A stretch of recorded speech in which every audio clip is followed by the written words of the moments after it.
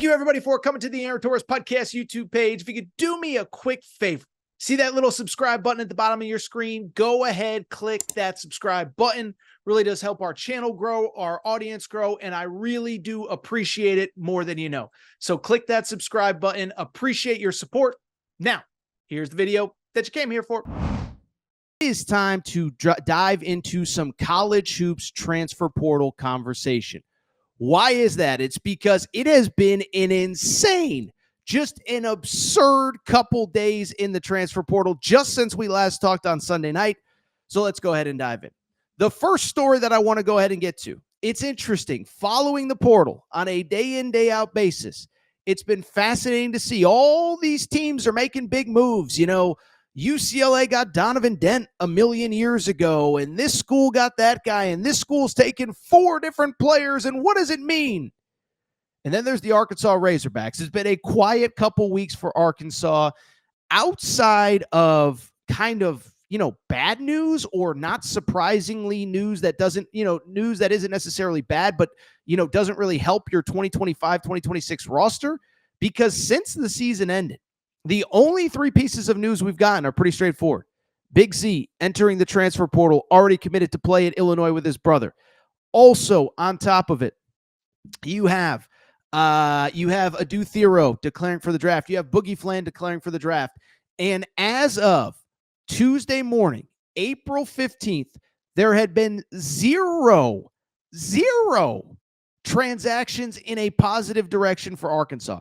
No players announcing they're returning. No players committing out of the portal. And basically the only thing that you knew, you have 4 freshmen committed for next year, headlined by Malik Thomas and Darius Acuff, the 2 McDonald's All-Americans. So that was the story coming into today. And if that was the story coming out of today, we certainly would have had a different conversation.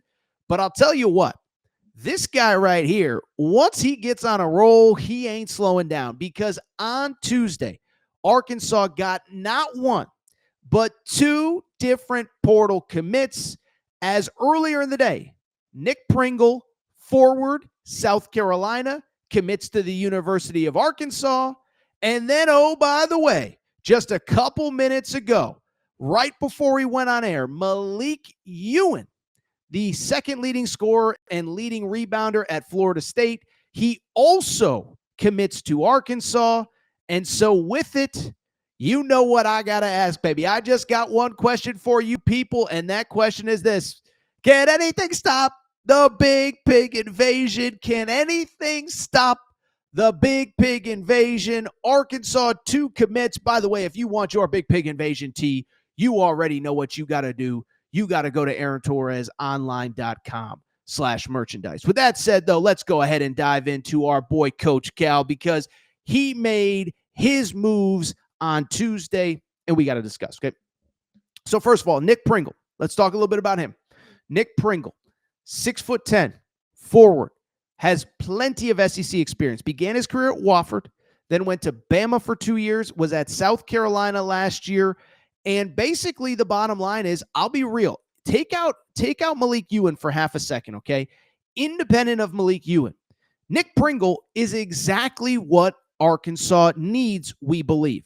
As I said, we know that there's 2 5-star guards coming in. We'll talk about who could be coming back on the wing. Wink Carter Knox, wink Billy Richmond, maybe in the backcourt, wink DJ Wagner. We'll get back to them in a minute. I apologize that my winking is so terrible, but I just bring it up because at the end of the day, the backcourt in theory could be in good shape. The wing in theory could be in good shape. The front court, though, needed some work, and they needed some toughness and some physicality, okay? We all know how Arkansas season ended. We don't have to relive it, relitigate it, whatever. But what we know is that in the Sweet 16, Arkansas kind of got punked on the boards. Texas Tech had, about 18 offensive rebounds? Something crazy like that. I can't remember all the details. I'm getting old. All these stories and stuff run together. But Texas Tech kind of bullied them on the glass and kind of bullied them on the offensive glass specifically. And so in that game, I'm going to look it up right now because it's going to kill me if I forget. Let's see here. At Texas Tech, I hate to do it, but they out-rebounded Arkansas by 12. They had a grand total of 22 offensive rebounds. And so the one thing I can tell you about Cal is this. I've been following Cal's career since UMass, but certainly been covering it kind of on an almost day-to-day basis since he got to Kentucky 15 years ago. One thing I can tell you about Cal, if something, I think this is most coaches, but if something costs his team a chance at a title, he's going to make sure that that gets fixed in the offseason. But then two, the one thing I can tell you about Cal definitively, and I was told this years ago by people who covered Kentucky, the one thing Cal does not tolerate, you cannot be soft. You can be a lot of things. You can be mean. You can be this. You can what? I'm not going to start naming negative traits, okay? But the one thing you can't be when you step between those sidelines, you better not be soft or Cal has no patience for you. So with the way the season ended, you knew they were going to go get some toughness in the paint. And first off, they get it with Nick Pringle. 9.5 points, 6.5 rebounds per game. I don't think it's a coincidence that one of his best games, ironically, came in that Arkansas game against South Carolina, when, if you remember, that was the game that Arkansas had, like 14, 15 points at the half. This was late in the regular season. And Pringle balled out in that game, 18 points, 9 rebounds in that game. He also had 16 and 14 in the regular season finale against Tennessee. Finished overall with double figures in scoring in 5 of South Carolina's last 9 games. And so sometimes the great thing about the portal, you get an older player, there's no secrets or confusion about what you're getting or what you're expecting when you're bringing in a player. This isn't an 18-year-old kid. This isn't he wants to get a rebound and take the ball 94 feet up the floor, wants to shoot a bunch of threes. No, this is a kid that in 4 years of college basketball has shot a grand total of 3 3-point attempts. Went 0 for 3 this year on those 3-point attempts, okay? And so I just bring it up because not everything is for everybody. And the one thing about Cal, he doesn't care if you're a big guy that doesn't shoot a lot, he wants his big guys in the paint, rebounding, being physical, being tough, being mean. So Nick Pringle delivers that. And then I'll take it a step further. I think Malik Ewin delivers that in spades. Okay, so Malik Ewin, it's so funny. First of all, both these guys have been on commit watch for probably about 2 weeks now. I mean, I remember getting a tip at the Final Four. Oh, Malik Ewin could commit any day now. Yeah, that was 2 weeks ago, okay? But I only bring it up because Malik Ewin, I'll be real, kind of didn't watch a ton of Florida State this year. Just, it's whatever, right? They were bad. They were uninteresting. They didn't win a lot. But the one thing about Florida State under the previous head coach, Leonard Hamilton, they valued size, they valued athleticism, and they valued toughness. When Florida State had things going, think about all those crazy athletic guys that they had on that roster. They had, Scotty Barnes, and Patrick Williams was a top 5 pick, and Devin Vassell. I mean, these are all guys, crazy athletic, big wingspans, defensive whiz, whatever. And I think that's a little bit about what you get with Malik Ewin. 6'11", 230 pounds. So he is definitely the Jonas Adu replacement. And he averaged 14 points and 7.5 rebounds per game this past season at Florida State. Thing about this kid, much like Nick Pringle, he ain't a 3-point shooter. And again, not everybody has to shoot 42% from 3. It's okay. As long as you know that that's what you're getting, and as long as the coaching staff has expressed, hey, we don't even want you to shoot threes, that can actually be a very good thing if you're a head coach and a player, as long as that relationship is there. And so this news isn't surprising.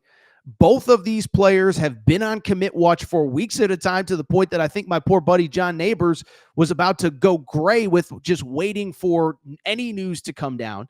I should mention, after Nick Pringle committed, I saw this, Tyler Ulis tweeting out, boom, ×2, meaning that Tyler Ulis was expecting a second commitment. And so I just bring it up because this was expected. This was important, to say the least. And now all of a sudden, Arkansas goes from a team that has a bunch of questions to one that might not, depending on how the rest of the offseason goes. Now, the big thing for Arkansas right now, and this was one of the reasons why I kind of felt like, I don't want to say Arkansas fans shouldn't worry, because every fan base, I know how fans are. You're allowed to worry and be concerned.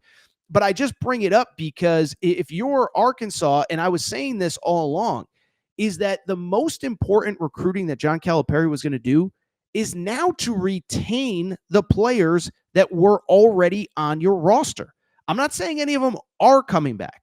What I am saying is The bottom line is, if you're Calipari, the key was never you had to find 7 players in the portal, right? I thought that was such a, misrepresentation of Arkansas coming out of the season. I saw, even on Monday night, they missed on the Jerron Pierre kid who ended up committing to SMU, and people are like, oh, Cal can't recruit the portal. I'm like, didn't he just get Nelly Davis and Jonas Adu last year on top of DJ Wagner, on top of Big Z, on top of Adu Thero? First of all, he recruited a first-round pick out of the portal. His name was Adu Thero. Now, he happened to follow him from Kentucky.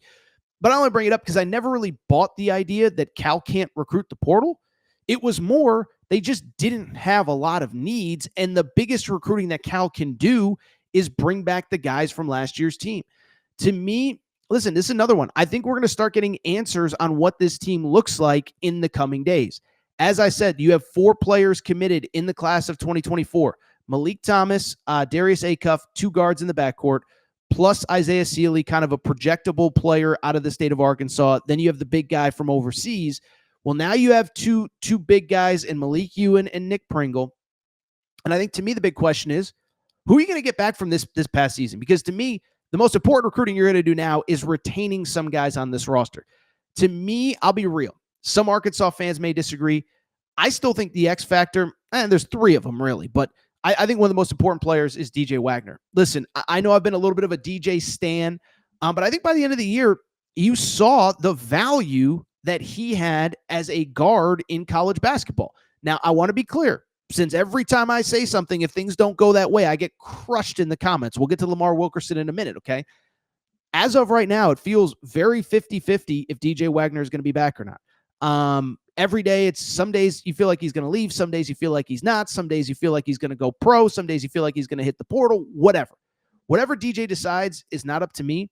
But to me, if I was Cal, that's the guy that I want back, because you need veteran guards in college basketball. Here's the other thing, too. A lot of these teams in the SEC are having to replace a ton off last year's team. Auburn's going to basically have a whole new roster. Tennessee's going to have a whole new roster. Ole Miss is going to have a whole new roster. Florida's going to have an entirely new backcourt. If you can bring back DJ Wagner as a third-year SEC player, I love that situation. But I also know that from DJ's perspective, he's sitting there saying, well, wait a second. Now you have 2 5-star freshman guards. Is there going to be a spot for me? Am I going to have the ball? Am I going to play off the ball? Am I going to be a third guy? Am I coming off the bench? So obviously that needs to be decided behind the scenes. I am not speculating on whether he does come back or not. I am just saying that for me, that would be my personal number 1 priority. Number 2, listen, Carter Knox. I mean, Carter Knox was a dog late in the season.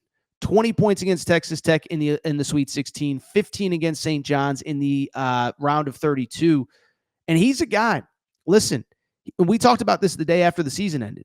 He's the kind of guy that could come back, be that, late 2nd round pick this year, and all of a sudden, boom, he becomes like a top 10 pick a year from now. 6'6", shot the 3 ball pretty well at 35%, and he was just a very confident player going into the final few games of the season. You get him back with an offseason. You get him back with confidence going into 25, 26. Yeah, that's a dog, and that is a guy that everybody has to be on alert for. Billy Richmond, you guys know I love Billy Richmond, soft spot for Billy Richmond. I've said it a million times.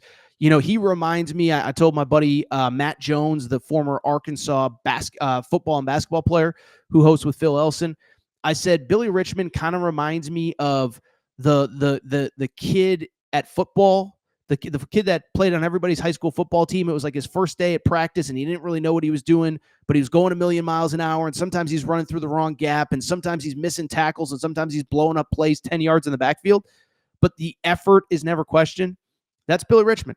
16 points in that win over St. John's. They don't beat St. John's to go to the Sweet 16 without Billy Richmond. I would like him back, and then I think, to me, as much of an X factor as anybody is, of course, Trevin Brazile. Listen, Trevin Brazile is awesome. And I've referenced this a few times. I know it was an up and down year for him, but I thought Jay Billis, who I can be critical of Jay Billis, if you watch the games, because Trevin only averaged about 7 points, 5 boards. If you watch the games, though, late in the season, remember, and by the way, I see the Indiana fans starting to infiltrate the chat. We're going to get to them in a minute. But I only bring it up because Trevin Brazile, late in the year, we talked about this, is that with Trevin Brazile, Jay Billis said this during one of the broadcasts. I think it was in the SEC tournament. He said, sometimes you need to be needed. And Trevin Brazile was a player that early on in the season was kind of buried behind Adu Thero, buried behind even Jonas Adu, trying to find his role. You couldn't really figure it out. And then all of a sudden, at the end of the year, he was one of the best players on the team. 11 points and 12 boards against Kansas in round one, 11-5 against Texas Tech, 8-8 against St. John's. And oh, by the way, 15-11 against Ole Miss in the SEC tournament. That loss at the buzzer. So to me, Arkansas, a huge day. But now is the fun part. Now is the interesting part. Now you have the front court pieces in place. You have the two stars, or you have the two big guys in place. You have the two star freshmen in place. I think you need the vets back. I think you need that retention. You look at the teams that had success this year: Auburn retention, Florida retention, on Tennessee